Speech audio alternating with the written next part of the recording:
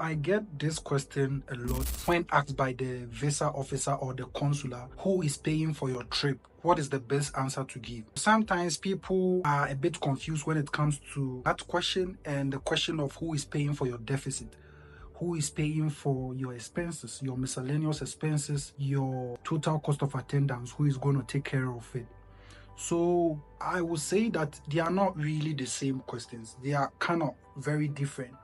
So let me go into this question for now. Maybe in my other videos, I'll try to attend to the question of who is paying for your deficit and how to answer or how to go about that question.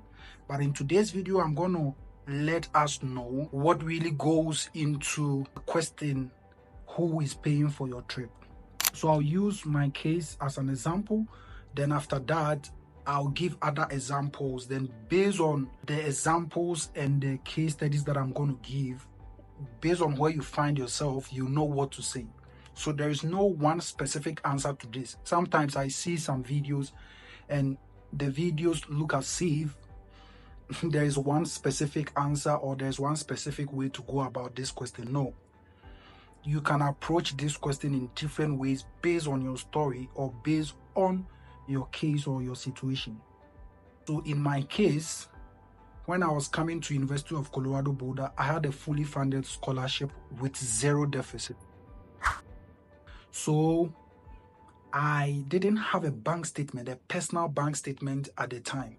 If I had a personal bank statement at the time and I was asked in a session of the DS-160, who is paying for your trip, I would have put in self. I'm self-funding my trip. But because I didn't have any personal bank statement or any personal savings at the time or liquefied account at the time, I collected a bank statement from my uncle. So at the portion or at the session where they asked me who is paying for your trip, I indicated that it was my uncle who was going to pay for my trip. So now, if you are watching me and you are going for your visa interview, you have a fully funded scholarship. You have a full ride scholarship where you don't have to pay for anything. You have zero deficit. If you are failing the DS-160, the part where they will ask you who is paying for the trip, you can put in that session that your school is the one taking care of the trip. Because it's a fully funded scholarship, it makes a lot of sense to tell the visa offices or the consulates that is the school that is taking care of the trip, right?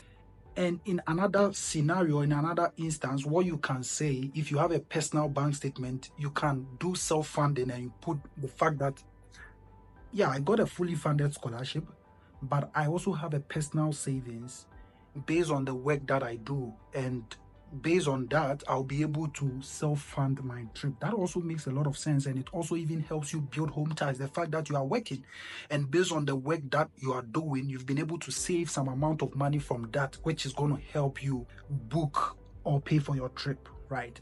So I've said two things. One, if you had fully funded scholarship, is either you put that the school is the one funding, or two, you put self-funding and you present your own bank statement, or three, you can take an uncle, a brother, a mom, or a dad's bank statement, and that session where they are going to ask you who is paying for the trip, you say it's my dad, it's my mom. So three things, right? That is if you have fully funded scholarship. These are the three ways you go about it.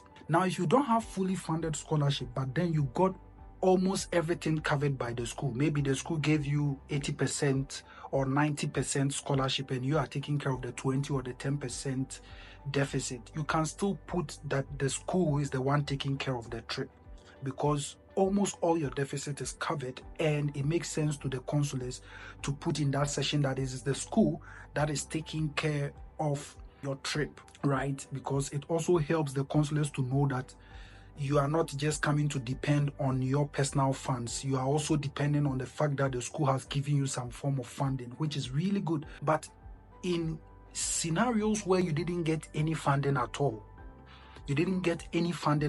it is advisable to use that same person who is taking care of your deficit.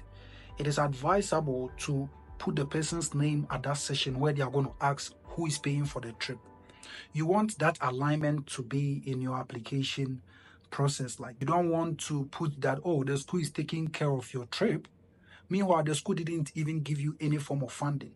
So in that scenario, in that case, it is very advisable to indicate that my uncle is the one sponsoring, my auntie is the one sponsoring, my dad is the one sponsoring, my mom is the one sponsoring my deficit. And they are the same people that are going to fund for my trip.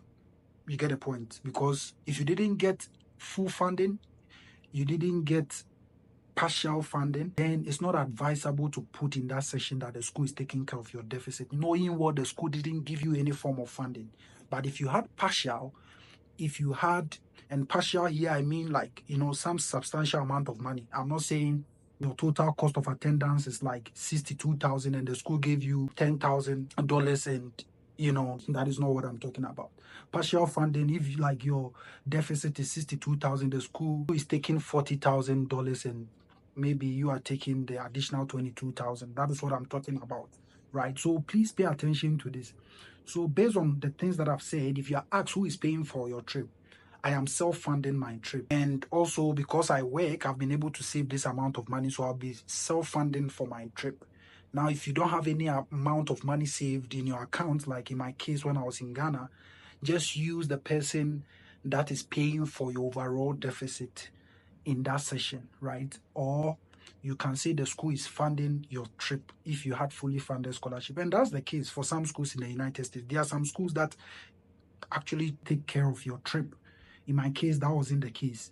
The money was supposed to come from me, but it made sense for me to indicate that it was the school that was going to take care of my trip. So please, I hope this was helpful.